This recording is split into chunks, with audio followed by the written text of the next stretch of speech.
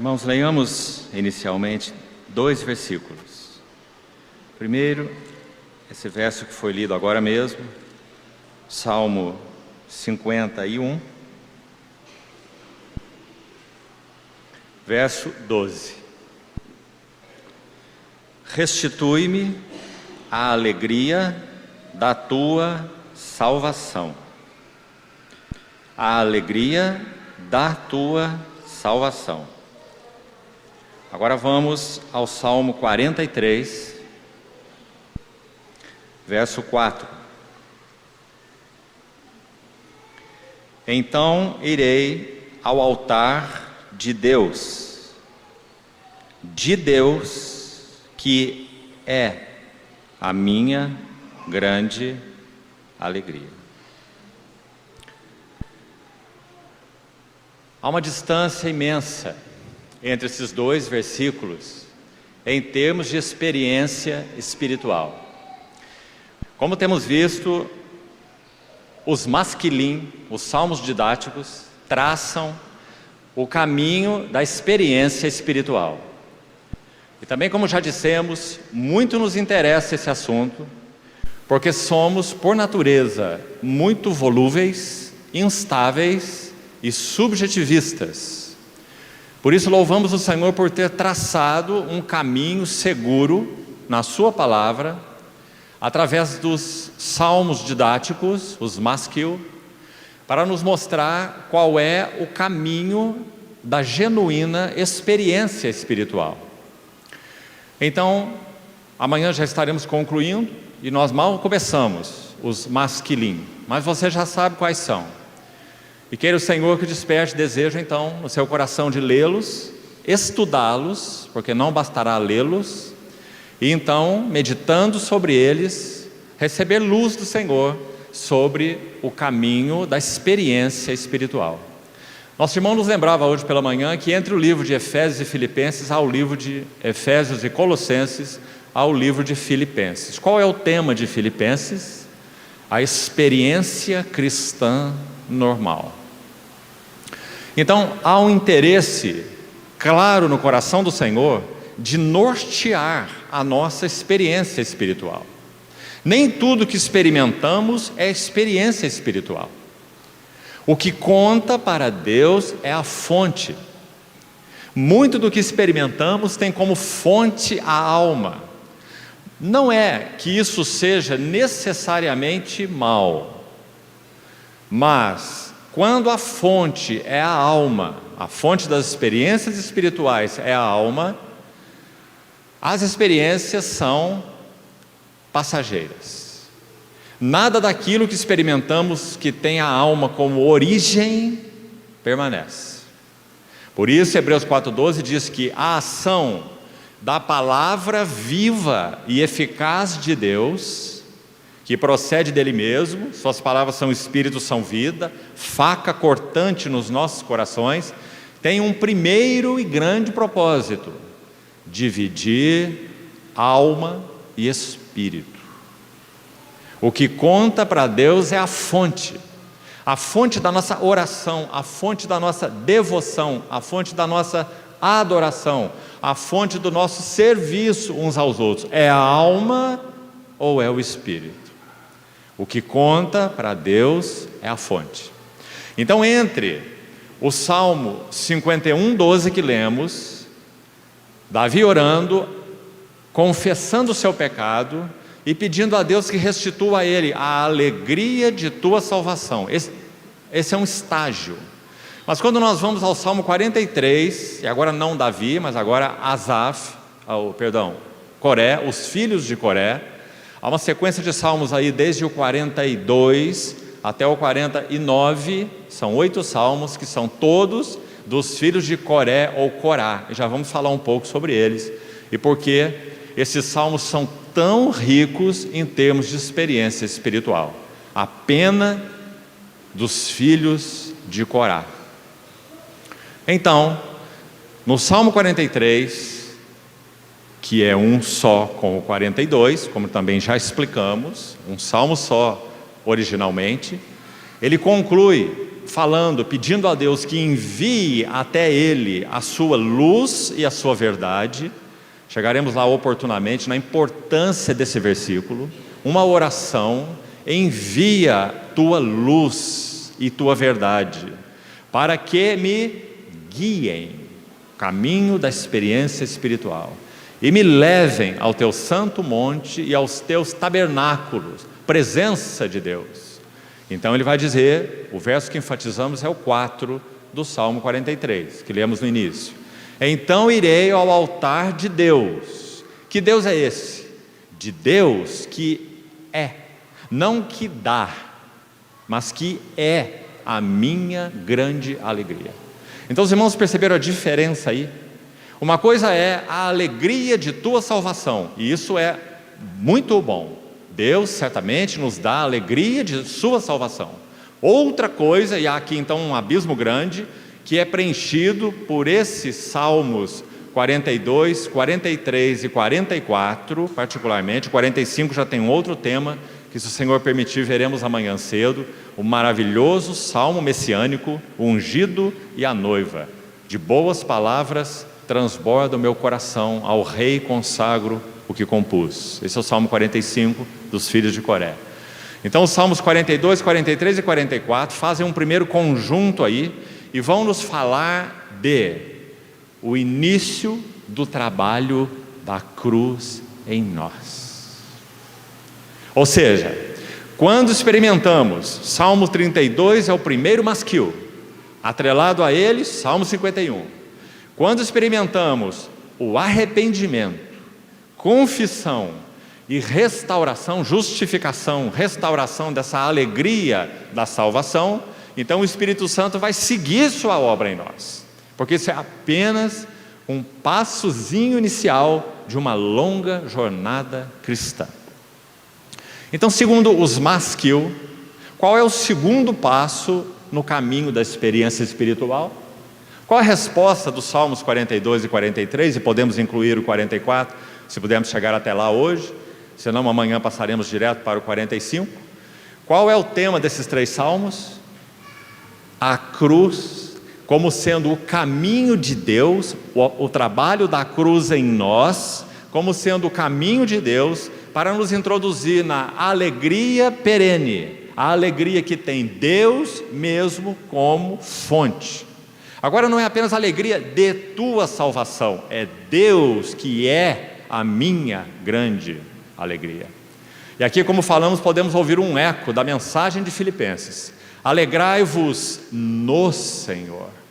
Outra vez vos digo, alegrai-vos. E aprendi a viver contente, que tem o mesmo sentido de contentamento, uma alma descansada, realizada em Deus mesmo, independentemente de qualquer circunstância. Por isso Paulo, quando escreveu Filipenses, não era um novato na fé. Ele já tinha em torno de anos 62, 20 anos de vida cristã. Então ele escreveu: eu aprendi. Essa frase é muito importante.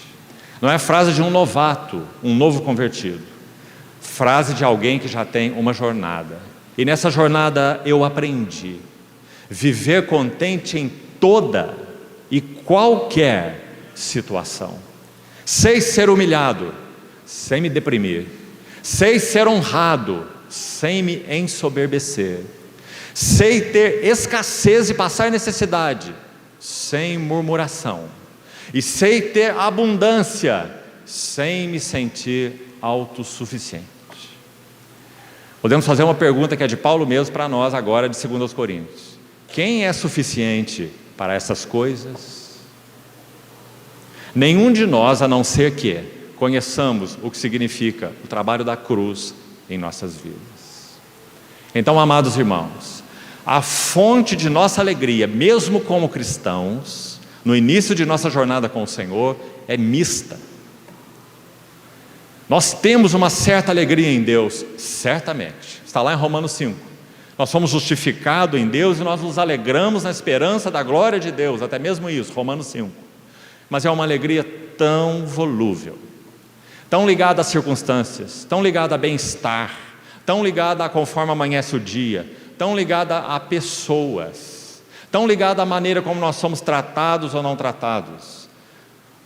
O servo do Senhor, Martin Lloyd-Jones, disse assim: se nós conhecêssemos bem nossas almas à luz de Deus, nós ficaríamos muito impressionados da maneira como as pessoas nos tratam tão bem diante do que somos. Então, na medida em que a luz de Deus, Salmo 43, envia a tua luz e a tua verdade, esta não é uma oração qualquer. Nunca a faça de modo leviano, porque Deus leva nossas palavras a sério, mas faça com um espírito contrito e desejoso. Senhor, compreendo que esse é teu caminho, envia luz e verdade, para que me guiem e me levem ao teu santo monte, aos teus tabernáculos. Então eu irei ao altar de Deus que é a minha grande alegria. Então os irmãos estão vendo o paralelismo com a epístola aos Filipenses? Agora então, a pergunta e a resposta. Qual é o caminho de Deus para tomar uma alma que já experimentou arrependimento, confissão, perdão, bem-aventurado, homem feliz, que não tem iniquidade atribuída a ele, em cujo espírito não há dolo, justificado, pois, pela fé, temos paz com Deus, e essa apenas é a entrada, o limiar da porta do grande castelo celestial que é Cristo. Qual é o caminho, então, o próximo passo para avançarmos?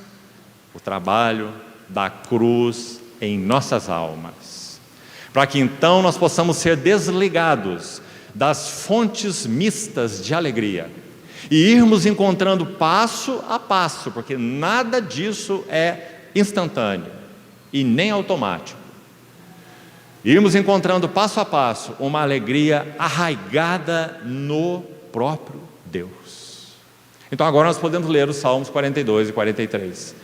Leremos num conjunto só, porque assim eles são, e depois voltaremos, com a ajuda do Senhor, estudando um pouco do significado desses salmos. Então vamos lê-lo com bastante cuidado, à luz particularmente do que já temos falado até aqui. Depois que a alma passou pela experiência do Salmo 32, 51 e 32, qual é o próximo passo? A alma será agora trabalhada pelo Espírito Santo, através da cruz, para ter a sua alegria focada em Deus mesmo. Então, como suspira a corça, inicialmente a epígrafe do Salmo diz: ao mestre de canto, este texto é inspirado, masquil, ou salmo didático, dos filhos de Coré. Como suspira a corça pelas correntes das águas, assim por ti, ó Deus, suspira a minha alma. A minha alma tem sede de Deus, do Deus vivo. Quando irei e me verei perante a face de Deus? As minhas lágrimas, veja a mudança do tom. Então, primeiro, o anelo profundo e íntimo da alma, não por uma alegria de salvação, uma alegria disso, uma alegria daquilo, uma alegria das bênçãos de Deus, uma alegria de que Deus é bom, mas suspira por ti, ó Deus. Quando irei e me verei perante a face? A palavra hebraica é a presença, a face de Deus. Então, olha a mudança de tom. As minhas lágrimas tem sido o meu alimento, dia e noite, enquanto me dizem continuamente: o teu Deus, onde está? Lembro-me dessas coisas, e dentro em mim se derrama a minha alma, de como passava eu com a multidão do povo. Veja as lembranças da alma no seu estágio inicial e maturo. De como passava eu com a multidão do povo, e os guiava em procissão à casa de Deus, entre gritos de alegria e louvor, multidão em festa. E de novo, a mudança de tom. Por que estás abatida, ó minha alma? Por que te perturbas dentro em mim? espera em Deus, pois ainda o louvarei. A Ele meu auxílio e Deus meu. De novo voltando para a experiência dele, ou deles, os filhos de Coré. Sinto abatida dentro em mim a minha alma. Lembro-me, portanto, de ti nas terras do Jordão, nos montes de Hermon e no outeiro de Mizar. Já vamos estudar o que isso significa. Que linda linguagem, muito significativo espiritualmente. Um abismo chama outro abismo, ao fragor das tuas catadupas. Todas as tuas ondas e vagas passaram sobre mim.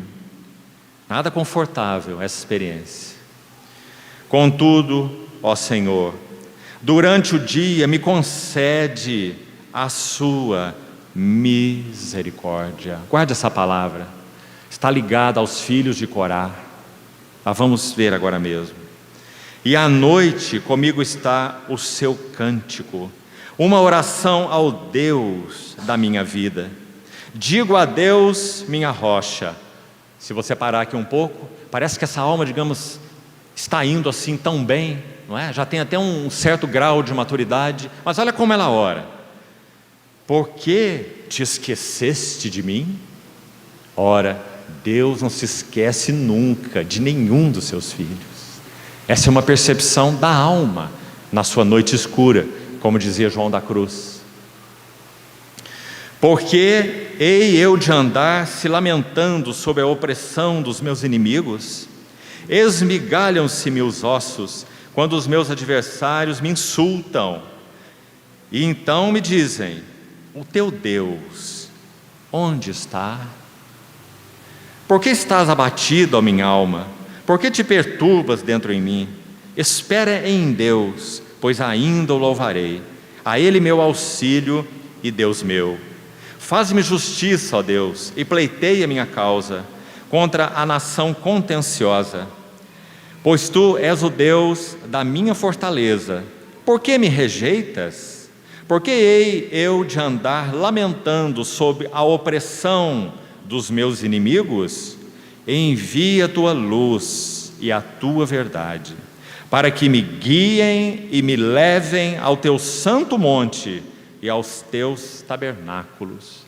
Um anseio profundo pela presença imediata de Deus. Deus, minha alma tem sede de Deus, do Deus vivo. Quando irei e me verei perante a face de Deus? O mesmo anelo nessa oração aqui do verso 3. Teu santo monte, os Teus tabernáculos. Então, se o Senhor envia sua luz e envia sua verdade, então irei ao altar de Deus, que é a minha grande alegria. Ao som da harpa eu te louvarei, ó Deus, Deus meu. Por que estás abatida, ó minha alma? Por que te perturbas dentro em mim? Espera em Deus, pois ainda o louvarei, a Ele meu auxílio e Deus meu. Interessante que se essa alma sabe que há um anelo profundo nela mesma, pelo Deus vivo e perante a face de Deus, ela também sabe que Deus mesmo é a fonte da alegria, e até mesmo essa alma o confessa como minha alegria. Mas então há aí um trabalho tão imenso a ser realizado, que os Maskil vão nos mostrar, onde Deus, para atender o desejo que Ele mesmo colocou no coração de cada um dos seus, um anelo profundo por Ele mesmo, que só pode ser realizado por Ele mesmo, presença, face e comunhão com Ele, seus tabernáculos. Então, como Deus pode realizar isso em nossa alma? Queridos irmãos, me permita usar uma linguagem. Quando somos chamados pelo Senhor e salvos, e perdoados, e regenerados, nós nos parecemos um grande polvo, com muitos tentáculos, e em cada tentáculo muitas ventosas. Tudo o que nos rodeia, nós aderimos nessas coisas às nossas ventosas. E nós procuramos extrair vida, alegria, realização de todas essas coisas. Mas o problema é que nenhuma dessas coisas, e todas juntas, podem nos dar real, permanente e profunda realização. E você pode pensar em todas elas. Vamos citar uma que é sublime aos olhos do Senhor: casamento. Uma das tragédias no casamento é nós acharmos que Deus estabeleceu a vida conjugal para nos trazer vida, gozo e realização. Então nós vamos tentar utilizar polvos com tentáculos e ventosas que nós somos, vamos grudar essas ventosas no outro para extrair dele o máximo que podemos para a nossa realização. Mas o caminho do Senhor é: tal como o Filho do Homem, que não veio para ser servido, mas para servir e dar a sua vida em resgate de muitos. É o caminho exatamente oposto ao que a nossa alma caminha. Dar é a palavra de Deus, receber é a palavra do homem. Provérbios diz que o nosso coração é como uma sanguessuga, que sempre diz: dá, dá. Não é? Então, como Deus pode trabalhar nessa alma, cuja linguagem é me dá e me dá, e ai daquele que não me der, vou buscar em outro lugar. Como Deus pode trabalhar nessa alma? Só há um caminho: o trabalho da cruz em nós.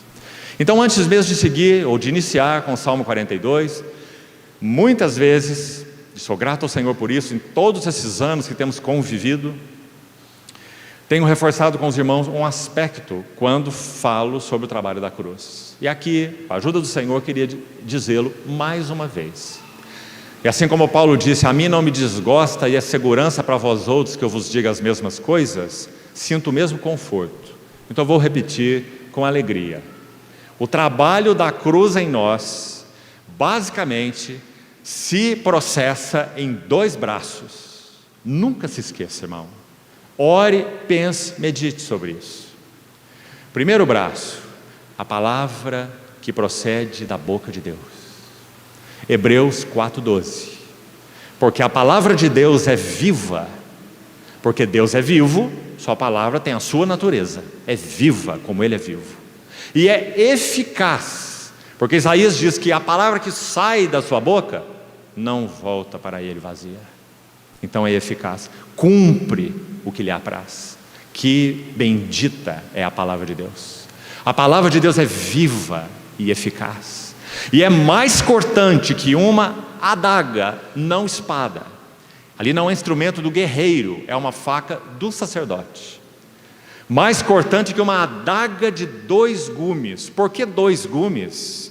Porque um gume significa que a palavra de Deus penetrará em nós quando nós a recebemos, e então ela vai nos despojar de tudo aquilo no qual nos agarramos. Efésios 4:22. Despojando-vos do velho homem que se corrompe segundo as concupiscências do engano. Mas a faca afiada, a faca do Espírito, a palavra viva e eficaz, tem um outro gume, e esse outro gume é ressurreição. Um gume é morte, aniquilação, despojamento. Preste atenção. Mas graças a Deus, quando essa faca entra, não há como um gume entrar e o outro gume, outro fio, não entrar, porque é a mesma faca. Então quando ela penetra em nós, são 2 gumes. Um gume vai arruinar, porque há um soberbo em nós, há um presunçoso em nós, há um independente em nós. Andrew Murray certa vez disse assim: por trás das nossas orações, pedindo a Deus libertação, muitas vezes está escondido um espírito que busca independência. O que você acha, irmão? Então, a palavra de Deus é viva e eficaz, e o gume, e ela penetra, e o gume da morte penetra, porque é necessário que nós sejamos arruinados naquilo que nós somos, em nós mesmos. Nosso maior cativeiro não é os outros, não são os outros, se chama eu. Então, por outro lado, o gume da ressurreição, graças a Deus. Deus, quando trabalha a cruz em nossas vidas pela palavra, estamos falando ainda do primeiro braço, a palavra de Deus que é viva e eficaz, nunca essa palavra fará um trabalho de um lado só. Ela entrará em nós arruinando, ela entrará em nós destruindo, ela entrará em nós conduzindo ao arrependimento. Se você não vê Deus assim, que o Senhor tenha misericórdia de tua alma, porque essa é a chamada teologia da felicidade, triunfalismo religioso, teologia da prosperidade, ou coisa desse tipo, não é? Mas o caminho de Deus é este que nós estamos descrevendo, porque nós somos quem somos, e Deus é quem é, e Ele nos ama até o fim. Então o cativeiro básico do qual Ele quer nos livrar é do eu. Esse é o cativeiro. Então aí está a adaga de Deus penetrando e o gume da morte arruinando, mas o gume da ressurreição ao mesmo tempo está entrando. E agora nos lembramos de Jespen Lewis. Escute o que ela disse certa vez: Deus sempre se coloca no exato lugar daquilo que Ele leva à morte em nossas vidas. Não é maravilhoso, amado irmão? Ele nunca nos deixa um vácuo espiritual. Aquilo que Ele arruína, porque é um tentáculo, é uma ventosa, que nós estamos aí buscando extrair vida utilizando. Ele toma a sua tesoura, a palavra viva e eficaz, e corta. Mas Ele se põe, Ele não põe algo dele, Ele se põe, bendito é seu nome, no exato lugar daquilo que Ele levou à morte nas nossas vidas. Então esse é o primeiro braço do trabalho da cruz. De novo, preste atenção, já vamos falar do outro braço agora mesmo. A cruz, o trabalho da cruz em nós nunca é compulsório, ou obrigatório, ou imposto, nunca. Sempre por trás do caminho da cruz, para os que já são discípulos, há um se. Se alguém quer vir após mim. Se não quer, permaneça como está. Um filhinho com as suas choquinhas e sua mamadeirinha no seu bercinho, brincando com seus chocalinhos. E ai daquele que perturbar a sua brincadeira. Mas se queremos avançar em Deus, se alguém quer vir após mim, a si mesmo se negue, tome a sua cruz e siga-me. O que é tomar a sua cruz? Primeiro, palavra de Deus agindo em nós, primeiro braço do trabalho da cruz. Há um se alguém quer. Então em que sentido nós podemos negligenciar ou não nos submeter ao trabalho da palavra viva de Deus em nós? A resposta está em Hebreus mesmo. Nós citamos Hebreus 4, 12. Agora se você abriu, leia o 2 e você vai ver a resposta. No 2 está escrito assim: assim como a nós, a eles foram anunciadas anteriormente as boas novas, mas a palavra que ouviram não lhes aproveitou, porque não foi misturada, acompanhada com a fé naqueles que a ouviram. Por isso ainda no capítulo 2 de Hebreus ele vai dizer: importa que nos apeguemos, e a palavra é agarremos, com mais firmeza as verdades ouvidas, para que delas jamais nos desviemos. Então se nós fazemos isso, nós estamos dizendo sim à palavra do Senhor. Davi viveu um inferno por quase um ano, já vimos, quando na misericórdia do Senhor, porque esse é o nosso Deus, Ele envia Natã. Já havia enviado Urias, e quase um ano depois envia Natã, e Natã então fala aquela palavra do Senhor a Davi. O que acontece? Qual seria a reação de Davi? Mande enforcar esse homem, é um falso profeta, ele é o rei, é isso que ele poderia dizer. Aliás, um irmão comentando esse texto diz: se estivesse no trono Maria I, seria isso que ela tinha mandado fazer com Natã. Mas não foi o que Davi fez. Quando Davi ouviu as palavras de Natã, ele disse: pequei, Senhor. Então a espada penetrou o coração de Davi, que vai começar a fazer o seu magnífico trabalho. Então precisamos dizer sim à palavra do Senhor. Senhor, o Senhor tem falado comigo, o Senhor tem falado comigo na Tua palavra, o Senhor tem falado comigo nessa experiência, o Senhor tem falado comigo nas reuniões com os irmãos aqui e ali, através dos ímpios, porque Deus fala conosco de muitas formas. Por isso, vimos a oração do servo, com S maiúsculo do Senhor, era de gratidão a Deus, dizendo: Tu me abres os ouvidos todas as manhãs, para que eu ouça como um discípulo. Nós sabemos que um dos nossos maiores problemas é a nossa boca, não é? Então, o triunfo desse servo do Senhor é que ele tinha ouvido de discípulo. Então a palavra de Deus penetrando e arruinando e edificando, despindo e revestindo, matando e ressuscitando ao mesmo tempo. Vamos fazer uma analogia, para mim, muito linda sobre esse fato. A palavra viva de Deus tem a mesma natureza da palavra eterna de Deus. A palavra eterna de Deus se chama Logos, verbo, o seu filho, sua palavra.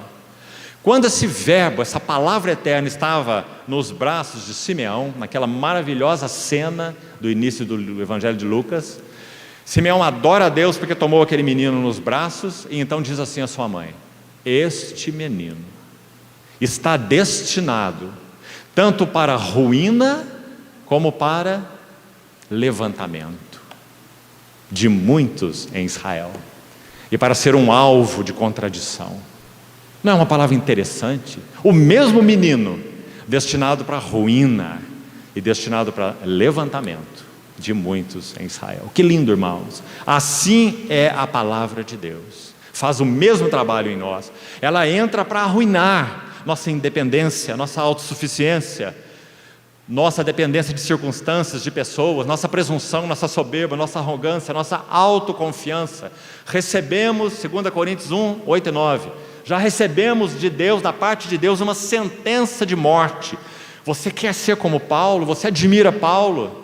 Você vê que Paulo escreveu a metade do Novo Testamento, e como nós adoramos, louvamos o Senhor por esse vaso precioso.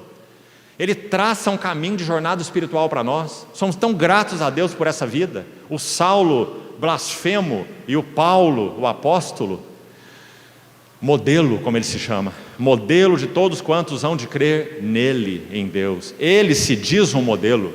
Tudo que viste, aprendeste, ouviste de mim, isso praticai, e o Deus da paz será convosco. É assim que nós o vemos? Então escute o que ele diz: recebemos de Deus uma sentença de morte, para que não confiemos em nós mesmos. Esse é o problema. Mas no Deus que vivifica os mortos. Está claro isso, querido irmão? Então, o primeiro braço da cruz, trabalho da cruz em nós, o primeiro braço, a palavra viva e eficaz do Senhor, arruinando e levantando, matando e ressuscitando, removendo e acrescentando. O outro aspecto do trabalho da cruz, as circunstâncias, ou a providência de Deus. Se você quiser aí memorizar, para meditar, para considerar, para nunca se perder, guarde esses dois santos P's: palavra, providência. Esse é o trabalho da cruz em nós. Mas nem palavra, nem providência operam em nós de uma maneira automática. Nós precisamos dizer sim à palavra do Senhor, e precisamos dizer sim à mão que trata conosco, usando todas as pessoas, todas as circunstâncias, porque para nós não há sorte, azar, destino. Essa é uma linguagem pagã. Para nós há um só Senhor, soberano sobre todas as coisas. Então a providência de Deus, que arranja circunstâncias, agora ela é tão ampla. Na vida de Davi, Davi entrou em um caminho que ele escolheu. Deus não induziu Davi a pecar. O pecado de Davi é responsabilidade de Davi. Mas olha a providência de Deus. E aqui acho que podemos acrescentar uma lição a tudo que já falamos até agora. Na bondade, clemência, fidelidade do soberano Deus, Ele usa até os nossos descaminhos, para que nós sejamos por Ele disciplinados. E Hebreus 12 vai dizer: Ele disciplina e Ele açoita a todos os que Ele recebe por filhos. E essa é a nossa segurança. Que filho há a quem o pai não corrige? E lá foi Natã buscar Davi, em nome do Senhor. Que filho há a quem o pai não corrige? Mas se estáis sem correção, sois bastardos e não filhos. E para que essa correção? Hebreus 12:10. Para que sejamos participantes da sua santidade. Graças a Deus, irmãos. Agora, vamos lembrar outra serva do Senhor, Madame Guyon. Watchman Nee, certa vez falando sobre ela, ele disse assim: todos nós cristãos precisamos aprender o que significa ajoelharmos-nos e beijar esta mão que trata conosco, como fazia a irmã Madame Guyon. Então o irmão Nee estava honrando o trabalho de Deus na vida de Madame Guyon, aquela nobre por origem, nobre francesa, rica, linda e nobre, tudo que você quer, não é? Rica, linda e nobre. Um dia o Senhor alcançou esse vaso vazio, chamado Madame Guyon, e então ela fez uma oração: ó Deus, despe-me das minhas vaidades. E aqueles que conhecem a história dela sabem como o Senhor tomou esse vaso, essa pérola, e a foi polindo como um vaso precioso na casa de Deus. Irmãos, essa é a intenção do Senhor para cada um de nós. Que o Senhor nos ajude a compreender isso. Não acho que essa é uma mensagem estranha. Nós estamos acostumados com um evangelho raso, que nem mesmo menciona a palavra pecado, que dirá a palavra cruz. Um evangelho sem cruz, um Deus sem ira, um reino sem pecado. Esse é o evangelho atual, que não é evangelho nenhum. Então, essa é a distância entre a alegria da tua salvação, do Salmo 51:12, e Deus, que é a minha grande alegria. Agora vamos para o Salmo 42 então. A epígrafe desse salmo é: ao mestre de canto, salmo didático dos filhos de Coré. Abra por favor comigo Números capítulo 26 e vamos ver quem são esses filhos de Coré rapidamente. Números 26, verso 10.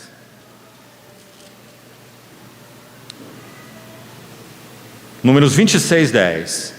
Quando a terra abriu a sua boca e os tragou com Coré, morrendo aquele grupo, quando o fogo consumiu 250 homens, está lá em Números 16, alguns capítulos aí antes, se você quiser consultar a história, que serviram então de advertência. E agora olhe o verso 11 com atenção. Mas os filhos de Coré não morreram. Por isso, amados irmãos, os salmos dos filhos de Coré são tão preciosos. Agora um detalhe ainda mais: os filhos de Coré não morreram ali, claro, com Moisés, naquela rebelião específica. Ali estava Coré, o seu bando que se rebelou contra Moisés, Datã, Abirão e os filhos de Coré. Só que os autores do salmo não são os filhos imediatos, aquela geração, a primeira geração pós-Coré. Como sabemos? Só você estudar os salmos. Porque ali eles estavam no deserto, não havia nada de Jerusalém, nada de cidade do grande rei, nada de palácio, nada de templo e nada de nada.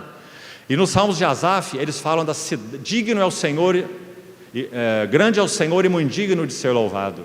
Na cidade do nosso Deus, o seu santo monte, belo e sobranceiro é a alegria de toda a terra. Monte de Sião, os palácios e etc. Ou seja, os filhos de Coré que escrevem esses salmos são da época de Davi. Isso significa que nós estamos há 500 anos da rebelião de Coré. São filhos de Coré, 500 anos depois da rebelião de Coré. E sabe o que eles têm no seu coração? Qual é a sua memória? Vamos agora a um outro texto para nos ajudar. Veja o Salmo 48, que, como falamos, do 42 ao 49, todos são dos filhos de Coré. Veja o que é dito no Salmo 48, verso 9. Até o verso 8 é um louvor a Deus, o salmo que nós citamos. Grande é o Senhor e muito digno de ser louvado na cidade do nosso Deus, está vendo? No verso 3, os palácios dela tem nada a ver com Moisés, o deserto e aqueles primeiros filhos de Coré. Esse é o tempo de Davi. Então veja o que é dito até o verso 8, como falamos, é uma celebração. Então aqui há um selá, uma pausa, após o verso 8, pausa para meditação, selá. Então há uma nova estrofe, do verso 9 ao fim. O que nos interessa particularmente é o 9. Então, mantenha o quadro. Aproximadamente, em torno disso, 500 anos depois da história da rebelião, que a terra abriu e engoliu Coré, mas os filhos de Coré não morreram. O que essa geração tão posterior tem a dizer? Pensamos, ó Deus, na tua misericórdia. Por isso os filhos de Coré são chamados de os filhos da cruz, Corá.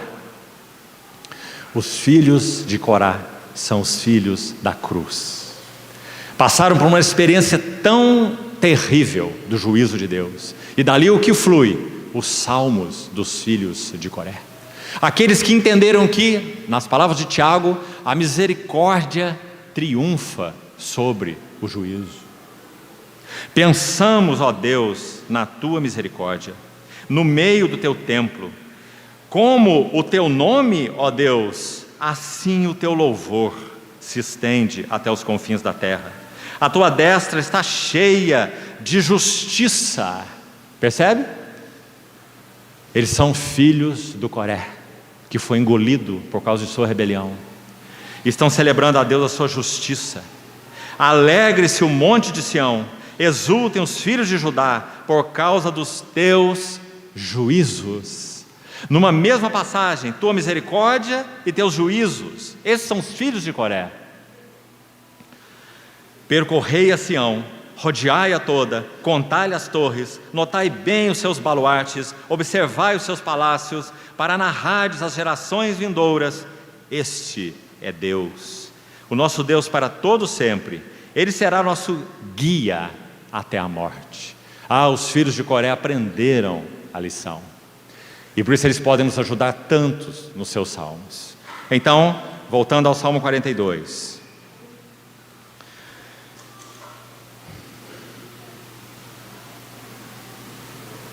Como suspira a corça pelas correntes das águas, assim por ti, ó Deus, suspira minha alma. Minha alma tem sede de Deus, do Deus vivo. Quando irei e me verei perante a face de Deus?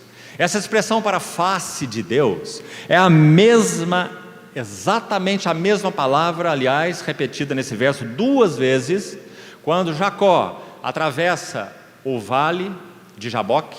Então ele tem aquela experiência que você conhece, a luta com o anjo, tocado na sua coxa, para sempre mancando, compreendendo o que é ser um adorador, e no final de sua vida apoiado em seu bordão, porque ele é o manco que passou por Peniel. Mas o que ele experimentou lá? Gênesis 32, vi a Deus face a face, a mesma palavra que está aí no Salmo.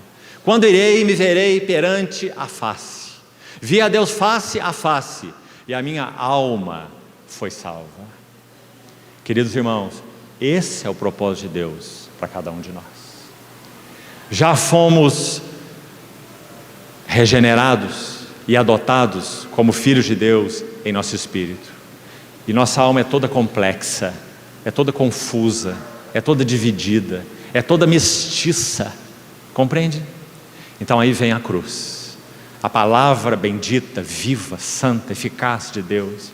Por isso, irmãos amados, em todas as gerações da história da igreja, o inimigo de Deus e os seus mensageiros procuraram trancar a Bíblia em mosteiros, em gavetas, ainda hoje, trancá-la de diversas formas, trancá-la pela boca de teólogos que são basicamente pagãos, liberais, que não creem na verdade que a Bíblia é a palavra de Deus, então não tem nenhum significado para eles. Eles se debruçam sobre ela para julgá-la, ao invés de permitir que ela os julgue. Esse é o grande problema do liberalismo.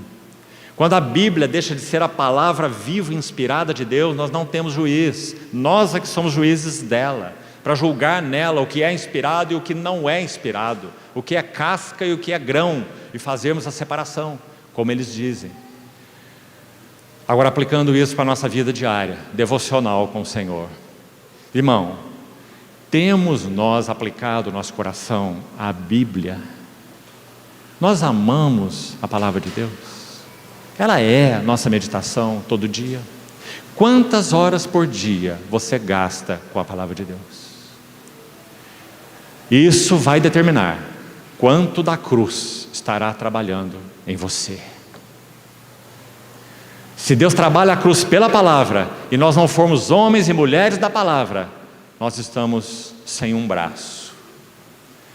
O trabalho da cruz pela palavra. Envia tua luz e tua verdade para que me guiem e me levem. Irmãos, se nós fôssemos uma geração que amasse a palavra de Deus com mais intensidade, nós já estaríamos vivendo um grande avivamento espiritual. Nós não estamos vivendo esse avivamento porque nós temos desprezado a palavra do Senhor. Carecemos que o Senhor levante nos nossos dias muitos Esdras. Esdras 7:10. Esdras dispôs o seu coração para buscar a lei do Senhor e para a cumprir e para ensinar em Israel, nessa ordem. Primeiro, buscá-la porque ele a amava. Segundo, obedecê-la porque esse era o único caminho. E terceiro, ensiná-la, porque o povo de Deus morre, está sendo destruído. Oséias, meu povo está sendo destruído porque lhe falta o conhecimento. Não é conhecimento intelectual, é conhecimento de Deus na sua palavra. Queridos irmãos, que o Espírito Santo desperte em nós ânsia pela palavra do Senhor. Então, aí estão esses filhos de Coré. Agora, face de Deus, nós estávamos falando. Jacó experimentou essa visão em Peniel, face a face. Aliás, Peniel significa face de Deus. Por isso, aquele vale se chamou, aquela experiência, naquele lugar, ou aquele lugar da experiência foi designado Peniel. Agora, vamos ao verso 3, seguindo com o Salmo, até onde pudermos. A mudança de nota. Minhas lágrimas têm sido meu alimento. Parte final do versículo. Teu Deus, onde está? Lembranças, versículo 4. Lembro-me dessas coisas e minha alma se derrama dentro de mim. Do que ele lembra? Eu passava com a multidão do povo. Vamos prestar atenção nessa palavra multidão. À medida que a cruz realmente tem lugar para operar em nós, acontece um processo misterioso e maravilhoso. Por um lado, Deus vai nos desligando do sentido eufórico, do poder da massa, da multidão, gritos, alegria. Olha o versículo. Os guiava em procissão à casa de Deus, entre gritos de alegria e de louvor. Isso parece uma maravilha, não é? Multidão em festa. Mas agora essa alma tem uma pergunta: por que estás abatido? Sabe qual é o propósito? A resposta: o trabalho da cruz na vida da alma. Dietrich Bonhoeffer, o mártir da Segunda Guerra Mundial, executado por ordem direta de Hitler, deixou obras maravilhosas para nós. Um homem de grande maturidade espiritual. Em um livrozinho dele chamado Vida em Comunhão, ele cita a seguinte frase: se nós não conhecemos a solidão ou a solitude, tenhamos cuidado com a comunhão, porque entraremos na comunhão com aquele senso: me dá, me cuida, todos para mim, tudo para mim. Se não conhecemos a solidão, tenhamos cuidado com a comunhão. Mas também ele vai equilibrar o outro lado e vai dizer: se não conhecemos a comunhão, sejamos cuidadosos com a solidão. Esse foi o perigo para muitos dos monges que se retiraram para aqueles desertos, buscando conhecer bem a Deus e as suas próprias almas. E muitos deles se perderam numa vida individualista. Compreende? Mas onde está a base da nossa jornada com o Senhor? Na solidão ou na solitude. Então aqui está uma alma que está sendo, podemos dizer assim, espiritualmente separada dos gritos de alegria e de louvor, da multidão à casa de Deus. Está sendo agora confinada, está sendo estreitada para experimentar o quê? Altar de Deus que é a minha grande alegria. Quando Deus alcança isso em uma alma, ou vai alcançando isso em uma alma, porque é processual, sabe o que Deus deseja fazer agora através dessa alma? Usá-la para a bênção à casa de Deus. Aliás, se não recebemos esse tratamento, só perigos enfrentamos. Como nosso querido irmão nos lembrou nessa manhã, alguns querem até mesmo fazer carreira eclesiástica na casa de Deus. Almas não tratadas, nenhuma compreensão do trabalho da cruz, nenhuma compreensão dos arranjos de Deus. Então, solidão, comunhão, um par maravilhoso. Então aí está a lembrança dessa alma. E pergunta para si mesmo, por que estás abatida? Verso 6, sinto abatida dentro em mim a minha alma. Está vendo? O foco é eu, minha alma e o meu abatimento. Lembro-me, portanto, de ti. Agora 3 figuras são usadas que são muito interessantes. Essa alma está se lembrando das coisas passadas, do triunfo passado, da alegria passada, mas ela diz, lembro-me de ti, portanto, nas terras do Jordão. É interessante que Jordão significa o que desce, porque o Jordão nasce no Hermon e termina no Mar Morto, a 400 metros abaixo do nível do mar. Então Jordão, aquele que desce, e desce violentamente. Ninguém desce como o Jordão, né? Até o Mar Morto. Segunda figura, nos montes do Hermon. Que interessante, o Hermon é a fonte de vida de Israel. Escute bem, por isso o Salmo 133 diz, quão bom e agradável é viverem unidos os irmãos, é como o óleo precioso sobre a cabeça que desce pela barba, a barba de Arão, é como o orvalho do Hermon, que desce sobre os montes de Israel.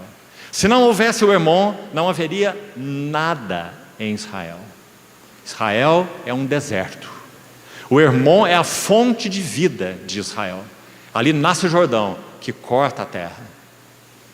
Então, por que ele diz, lembro-me de ti nas terras do Hermon? O que ele está querendo dizer?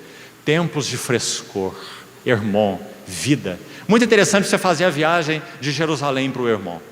Você sai literalmente de um deserto, a poucos quilômetros de Jerusalém começa o Negev, e você vai para o Hermon, e o Hermon é maravilhoso. O Jordão tem 3 nascentes, abundantes, ricas, vales preciosos. Os picos mais altos da cadeia do Hermon são nevados, praticamente o ano todo, e ali está a fonte de vida de Israel, compreendeu? Então lembro-me de ti nas terras do Hermon, mas agora, por que estás abatida, minha alma? Compreendeu? Então ele tem mais uma lembrança, no outeiro de Mizar. Sabe o que significa Mizar? Pequeno. Jordão descendo, o Hermon, aquela lembrança do vigor, da fonte de vida, e Mizar, pequeno. Então ele segue, verso 7, um abismo chama outro abismo ao fragor das tuas catadupas, e todas as tuas ondas e vagas passaram sobre mim. Deixa esse salmo aí, por favor, abra o 66. 66. Olha esse par de versos. Salmo 66, verso 10.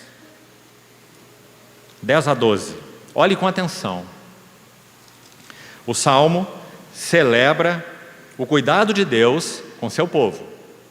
E no verso 10 diz, pois tu, ó Deus, não o inimigo, não as circunstâncias, tu, ó Deus, nos provaste, acrisolaste-nos, colocar prata ou ouro no crisol, para o fogo chegar nela e a prata ser livrada das suas impurezas. E acho que isso é algo que todos vocês já sabem, mas também vamos repetir. Meu pai, hoje já um ancião, 89 anos, também era dentista por profissão. E exercia, naquele tempo, é claro, uma odontologia muito rude. Então eu me lembro quando criança, muito bem do meu pai, colocando pedaços de prata no cadinho. E chegando o maçarico que ele bombava com o pé. E aquele maçarico chegava na prata. E ele ia purificar a prata para fundir aqueles restaurados que seriam então cimentados nos dentes destruídos. Então ele estava fundindo a prata. Qual era o ponto da prata? Ela não podia queimar, ela não podia passar do ponto. Em que grau aquele maçarico deveria trabalhar? Só o experiente sabe, ele tem que aprender. Havia uma matéria nos tempos dele no curso que se chamava metalurgia. Isso já não existe há muito tempo mais. Dentro desse curso de odontologia, que eles teriam que ser especialistas em metais. Então ele estava lá purificando a prata, e muitas vezes eu vi. E ele dosava aquele fogo com o maçarico, indo e voltando e observando o que estava acontecendo com a prata. E a superfície da prata começava a ficar escura, porque as impurezas vinham de dentro e ficavam todas as superfícies, girando sobre aquela prata derretida, uma bola de prata derretida. E aquelas impurezas girando sobre a prata, até que o fogo consumisse tudo aquilo que era escuro, impurezas da prata. E quando ela estava boa? Quando ele podia ver o rosto dele na prata. Esse é o processo purificador de Deus. Ele manterá o seu maçarico em nós, até que ele veja o seu rosto em nós. Tu, ó Deus, nos provaste, acrisolaste-nos como se acrisola a prata. Tu nos deixaste cair na armadilha, oprimiste as nossas costas. Ah, irmãos, como vê esse Deus? Rude? Tirano? Cruel? Sem misericórdia? Esse é o Deus de toda misericórdia, porque Ele está lidando com prata impura. Tu nos acrisolaste, deixaste-nos cair na armadilha, oprimiste as nossas costas, fizeste, tudo é tu que fizeste, que os homens cavalgassem sobre as nossas cabeças. Ah, esse versículo hoje diante da psicologia. Não deixe que ninguém cavalgue sobre a tua cabeça. Você foi criado para ser um ser feliz, e não permita que ninguém peça a tua felicidade. Essa é a norma, não é? Mas qual é o caminho de Deus? Tu nos fizeste cair na armadilha e fizeste com que homens cavalgassem sobre as nossas cabeças. Passamos pelo fogo e pela água, mas graças ao Senhor. Não é cruel, não é tirano, não é arbitrário, não é mau. Porém, afinal, trouxeste-nos para um lugar espaçoso. Mais literalmente essa palavra aí, riquíssimo. Irmãos, nossa alma é tão pobre, nós somos tão dependentes de coisas, de pessoas, disso e daquilo e do outro e mais do outro. Eu quero, eu preciso, eu não posso ser feliz sem aquilo. As propagandas estão aí para bombardear nosso coração. Você tem que ter, seu carro está velho, você tem que ter outro modelo, você tem que fazer isso, a casa tem aquele sofá rasgou, tem que mudar a cortina, agora é mais isso, é mais aquilo, o filho está na escola ruim, passa o filho para outra escola, e mais, e ganha, e vai, adquire, e aumenta, não é? Nossa alma é tão pobre, é tão vazia. Então, afinal, trouxeste-nos para um lugar espaçoso. Nossa alma é tão estreita.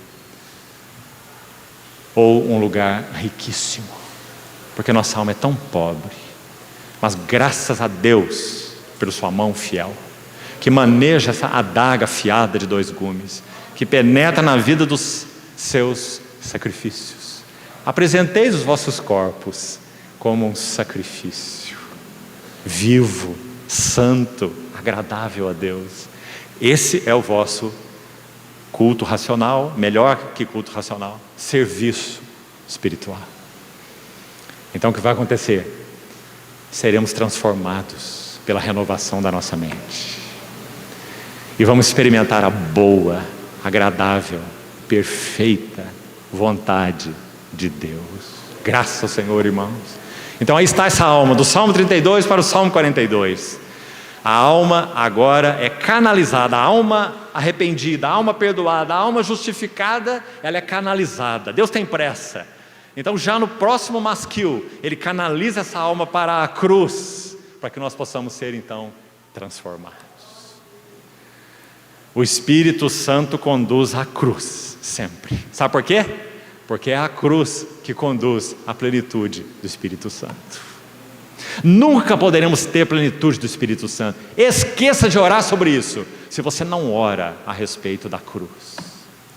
Nós já somos um vaso cheio até a boca. Não podemos ser cheios com o Espírito Santo. Segundo Reis 4, quando Eliseu vai até aquela viúva e vai realizar aquele milagre, aquele sinal. Você conhece a história? Ele toma aquela única botija daquela viúva e pede a ela que traga vasilhas vazias, não poucas. E a viúva traz tudo que ela podia, e vai chegando as vasilhas, e o azeite não deixa de ser derramado, ele está na mão do profeta. Então o azeite está vertendo, e as vasilhas vão chegando, e mais uma vasilha, e mais uma vasilha. E quando esse azeite vai parar? Quando, lemos no texto, a viúva diz, Eliseu diz, chega-me mais uma vasilha. E ela diz, não há mais vasilha nenhuma. Então nós temos a frase, e o azeite parou. Porque não há plenitude do Espírito na vida da igreja? Porque não há mais vasilhas vazias. E o azeite parou. Que o Senhor nos ensine, amados irmãos, o que significa o caminho da cruz. Então, sigamos um pouco mais. 42, 7. Todas as suas ondas e vagas passaram sobre mim. E essa alma não está estendendo nada. Essa alma só tem que dizer, por que estás abatida? Ó Deus, me perturbo quando outros dizem, teu Deus, onde está? Você não era o alegre, você não era o todo feliz, você não era o que gritava, você não era o que ia com a multidão em festa, você não guiava todos em procissão para a casa de Deus. E agora eles me dizem, teu Deus, onde está? E eu não sei responder. Por que estás abatida, minha alma? Por que te perturbas dentro em mim? Mas veja que interessante, irmãos. O que é pertencermos ao Senhor? Essa alma lá no seu mais fundo, ela sabe, espera em Deus. Viu que maravilha?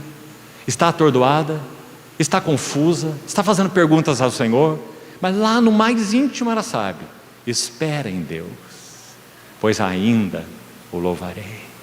E veja ainda mais, verso 8. Contudo, o Senhor durante o dia me concede sua misericórdia. À noite comigo está o seu cântico, uma oração ao Deus da minha vida. Parece então uma coisa, de novo, um estágio de maturidade espiritual, não é? Parece nesse versículo, mas não se confunda. Olha o próximo. Digo a Deus, vamos ver qual é a oração que ele faz ao Deus da sua vida. Digo a Deus minha rocha, porque te esquecestes de mim. Você quer ver uma coisa? Abra sua Bíblia em Hebreus capítulo 12. Deixa aí o salmo marcado, abra rapidamente, Hebreus 12. Hebreus 6 primeiro. Hebreus 6, veja esse verso. 10. Hebreus 6, 10. Olhe com atenção. Guarde-o no seu coração, você vai precisar dele. Porque Deus não é injusto para ficar esquecido. Vamos parar aqui por enquanto. O que você achou desse versículo? Deus não caduca. Deus não perde memória. Deus não se esquece nunca de nada nem de ninguém. Deus não é injusto para ficar esquecido do vosso trabalho e do amor que evidenciaste para com seu nome, pois servistes e ainda servis aos santos. E agora, o que estava acontecendo com eles? Sofrendo e sofrendo muito. No capítulo 10 de Hebreus diz, não abandoneis a vossa confiança, ela tem grande galardão. Lembre dos tempos passados, suportastes grande luta e sofrimento. Essa era a história dos hebreus. Deus não é injusto para ficar esquecido. Mas então, o 12, veja o que está escrito. Vamos ver quem que é esquecido nesse assunto. Hebreus 12, verso 4 e 5. Ora, na vossa luta contra o pecado ainda não tendes resistido até ao sangue, e vós estáis esquecidos. Viu o contraste? Deus não está esquecido. Vós estáis esquecidos. De que, como a filhos, Ele discorre convosco. Filho meu, não menosprezes a correção. Melhor palavra que correção, segundo a língua original, educação. Correção transmite um sentido bem negativo. A palavra aqui é educação. Estais esquecidos que Deus educa filhos. E como Ele educa filhos? Cortando os tentáculos e as ventosas do polvo. Porque assim somos nós, por natureza. E esse é o nosso Deus por natureza. Bendito seja o seu nome. Vamos avançar um pouquinho mais nesse Salmo, 42. Verso 9.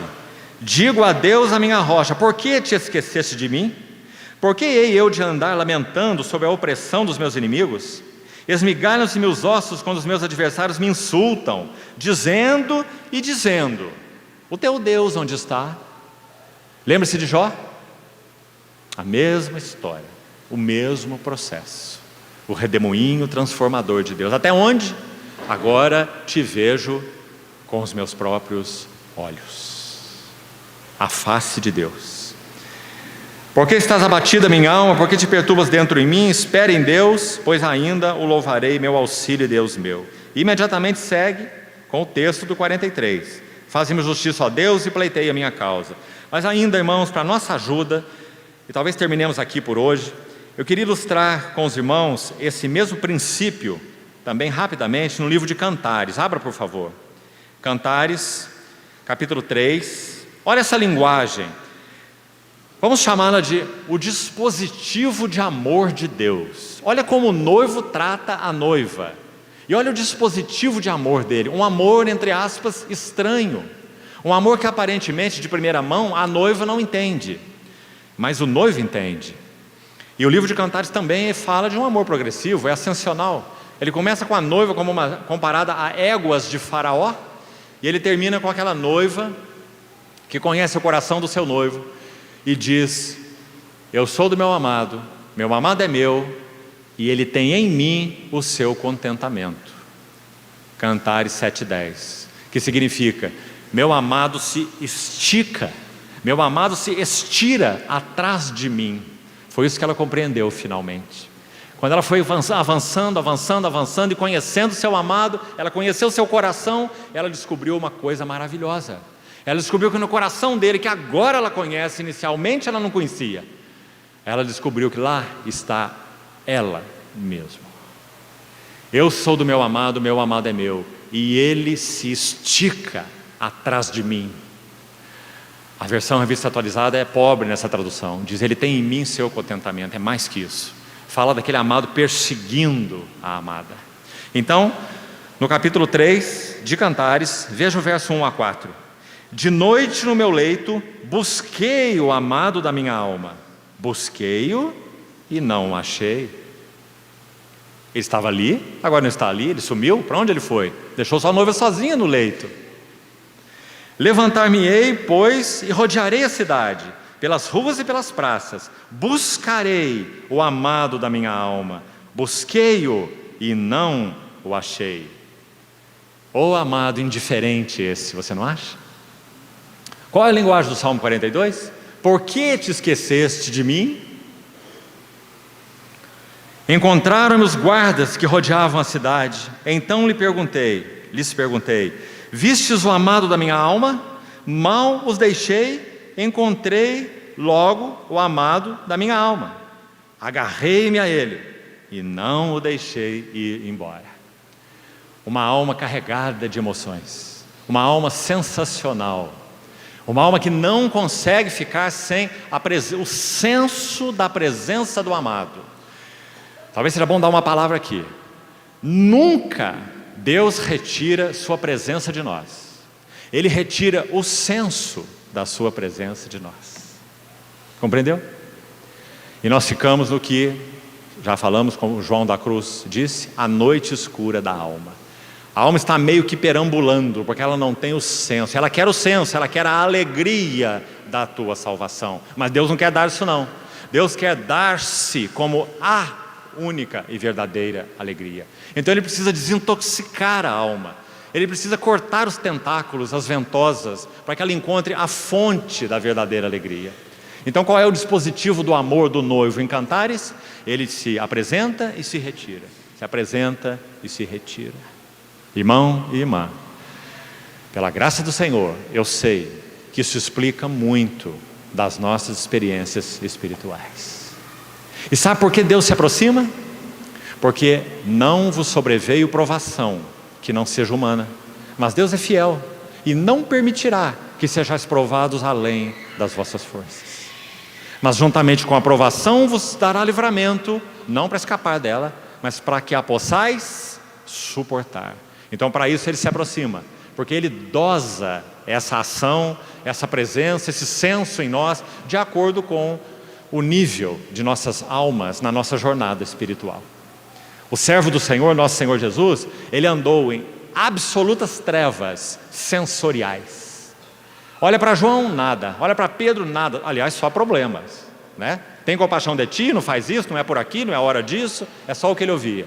Trevas aqui, trevas lá, trevas na frente, trevas atrás, só trevas. Então ele foi aquele que viveu da fé, sem sensações. E assim o Senhor quer treinar as nossas almas. Mas nós somos viciados em sensações, em sentimentos. Sinto abatida a minha alma, então eu oro ao Deus da minha vida. Te esqueceste de mim? Viu? O Salmo 42. Então aí está a noiva, e está o noivo apresentando e se retirando. E quando ele se retirou, a noiva correu atrás dele, o agarrou, e agora você não vai embora. Mas vamos ver o capítulo 5 de Cantares. Versos 6 e 7 particularmente. Na verdade o contexto começa ali no verso 2. Eu dormia, mas meu coração velava.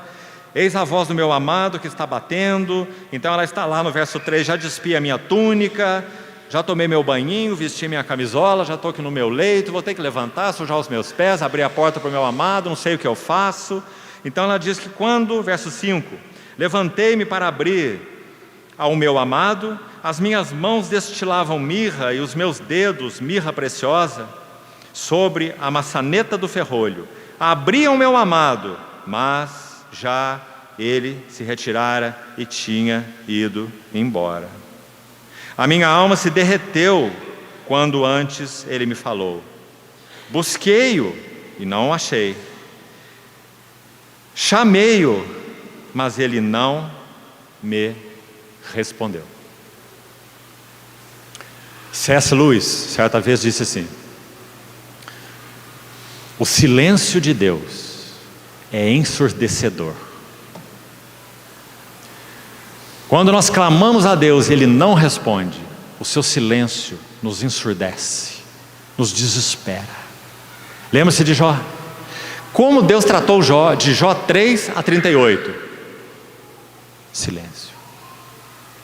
Nenhuma palavra da parte de Deus. E Jó falava e falava, se debatia, discutia, e orava, e clamava, e gritava, e dizia que Deus era injusto com ele, que Deus caçava ele como um animal feroz. Ó Deus, tu me caças como um animal feroz. Mas ao final, ele vai entender. Deus de um redemoinho se apresentou a Jó. Quem é este que sem entendimento escurece os meus desígnios? Qual era o desígnio de Deus?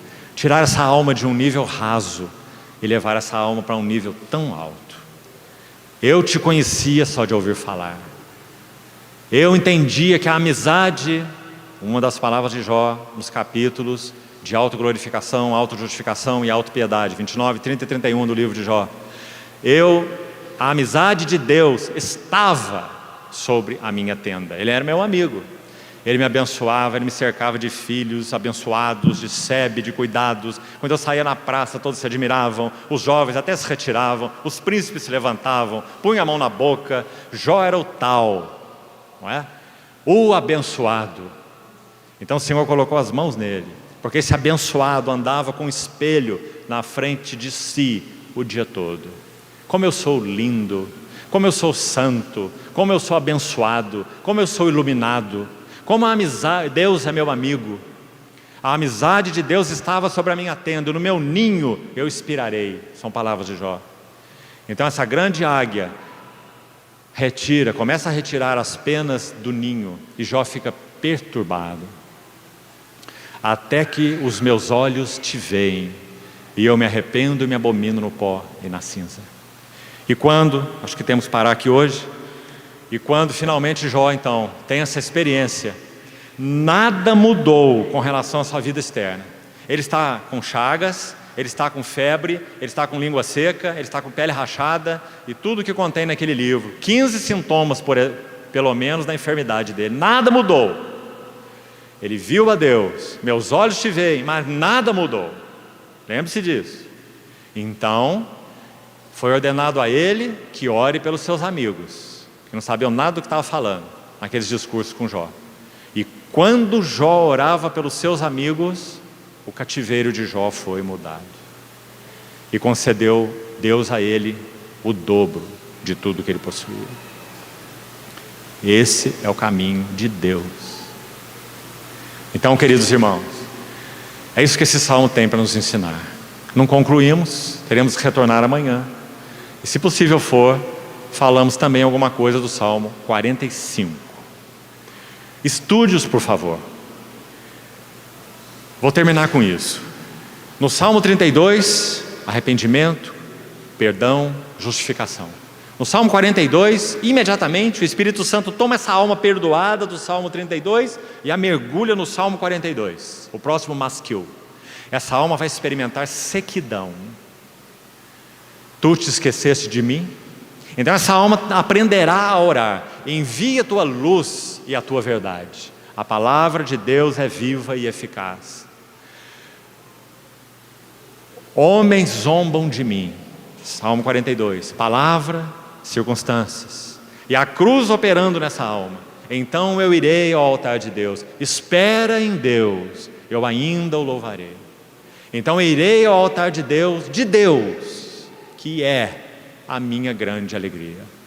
E aí, se pudermos estudar amanhã, não sei se será possível, Salmo 45, dos filhos de Coré, nós vamos ver esse avanço final. Alguns dizem que em toda essa sequência que nós citamos dos salmos didáticos, os masquil, o Salmo 45 apresenta como que um centro. Sabe por quê? É o salmo da centralidade de Cristo. De boas palavras transborda o meu coração, e ao Rei consagro o que compus. Maravilhoso salmo, que mostra a centralidade de Cristo no caminho da experiência espiritual. Alma perdoada, alma redimida, alma justificada, trabalho da cruz, centralidade de Cristo. Viu essa ordem? Então que o Senhor fale ao nosso coração e nós continuemos meditando nesses salmos e sendo ensinados com a ajuda do Senhor. Vamos orar.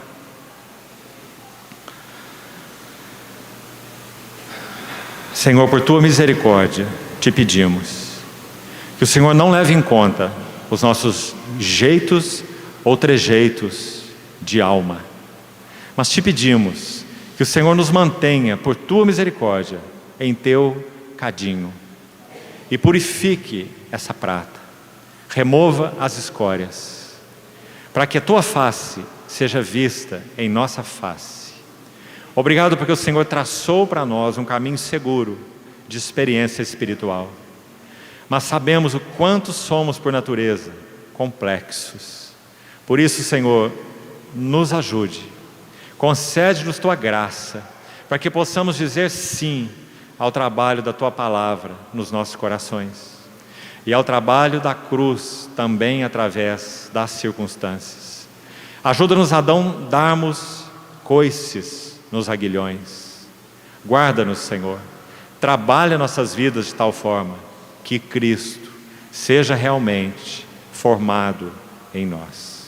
Assim te pedimos, no teu fiel e precioso nome. Amém, Senhor.